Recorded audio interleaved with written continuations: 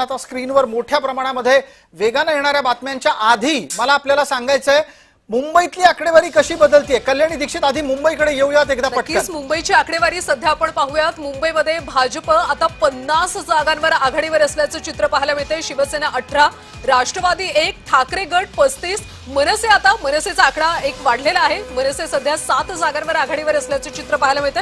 227 पैकी 128 जागांचे सुरुवातीचे कल आता समोर येत आहेत आणि यामध्ये भाजप शिवसेना म्हणजे महायुती सध्या आघाडीवर असल्याचं चित्र आहे। त्यामुळे मुंबईकर यंदा महायुतीच्या पारड्यामध्ये यश टाकणार का याकडे सगळ्यांचं लक्ष आहे। सध्या ठाकरे गट सुद्धा काटेकी टक्कर देते, कारण ठाकरे गट सुद्धा 35 जागांवर सध्या आघाडीवर असल्याचं चित्र आहे। मुंबईमध्ये ठाकरे गटाचे निशिकांत शिंदे सध्या आघाडीवर असल्याचं पाहायला मिळते। मुंबईत चौथ्या फेरी अखेर समाधान सरवणकर सध्या आघाडीवर आहेत। काही वेळापूर्वी ते पिछाडीवर असल्याचं चित्र पाहायला मिळत होतं, मात्र सरवणकर आता पुढे सरकताना पाहायला मिळतात। वसई विरारमध्ये बवियाचे 115 जागांवर उमेदवार आघाडीवर असल्याचं चित्र आहे। कोल्हापूरमध्ये जाऊयात, काँग्रेस 17 जागांवर सध्या आघाडीवर आहे।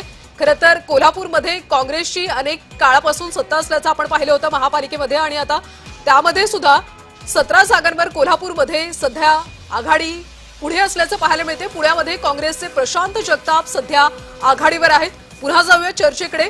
जी कल्याणी, धन्यवाद। पुण्यातला विषय महत्त्वाचा ठरलाय। प्रशांत जगताप शरद पवारांची साथ सोडून काँग्रेस सोबत आले आणि त्यामुळे काँग्रेसला बरे दिवस आले का? हनुमंतराव जगताप हे लोकप्रिय नेते आहेत, काँग्रेसमध्ये त्यांचं आम्ही स्वागत केलं आणि एक चांगलं पॅनल घेऊन ते लढत आहेत। महापौर राहिलेले आहेत, अनुभवी आहेत आणि शिवशाहू फुले आंबेडकरांच्या विचारधारेला मानणारा एक कार्यकर्ता, सामान्य लोकांना उपलब्ध असलेला कार्यकर्ता, ही त्यांची हडपसर आणि त्यांच्या प्रभागामध्ये ओळख आहे। त्यामुळे प्रशांत जगताप विजयी होतील याची खात्री आहे आम्हाला, सोबत त्यांचं पॅनलही विजयी होईल अशी आम्हाला अपेक्षा आहे। तुम्ही असं म्हणताय की प्रशांत जगताप विजयी होतील, त्याचबरोबर एक पटकन आपलं निरीक्षण मी अपेक्षित करतो कोल्हापूरवर सतेज पाटलांच्याच एकूणच बांधणीचा फायदा होताना दिसतोय।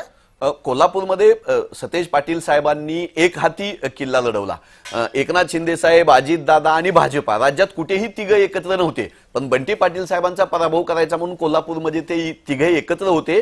त्या तिघांच्या विरोधामध्ये बंटी पाटील साहेबांनी परत छत्रपती शाहू महाराज खासदार त्यांना सोबत घेऊन, दुसऱ्या तिसऱ्या फळीतले कार्यकर्ते सोबत घेऊन जो एक ताकदीने लढा दिला, त्या लढ्याला कोल्हापूरकरांनी खरं म्हणजे हा प्रतिसाद दिलेला आहे। अनेक माणसं आमची कोल्हापूरमध्ये फोडण्याचं कामही भाजपानं केलं होतं, एकनाथ शिंदेनी केलं होतं। त्या सगळ्यांना झुगारून बंटी पाटील साहेब एक मोठा किल्ला कोल्हापूरमध्ये लढवत आहे। ठीक आहे, आता पटकन पुण्याकडे वळूयात। पुण्याचे आकडे आपल्याला स्क्रीनच्या खालच्या भागामध्ये दिसतात। पुण्यामध्ये 39 जागांवर भारतीय जनता पार्टीने आघाडी घेतली आहे। त्यांच्यासोबत शिवसेना 4 जागांवर आघाडीवर आहे। अजित पवार यांच्या नेतृत्वामध्ये 16 जागांवर आघाडी मिळताना दिसते। प्रदीप पेशकार, पटकन याचं विश्लेषण करा, थोडंसं पुढे आलात तर बरं होईल। आपण सांगा, पुण्यामध्ये काका पुतणे एकत्र आल्याचा काही फायदा झालेला आहे असं दिसत नाही।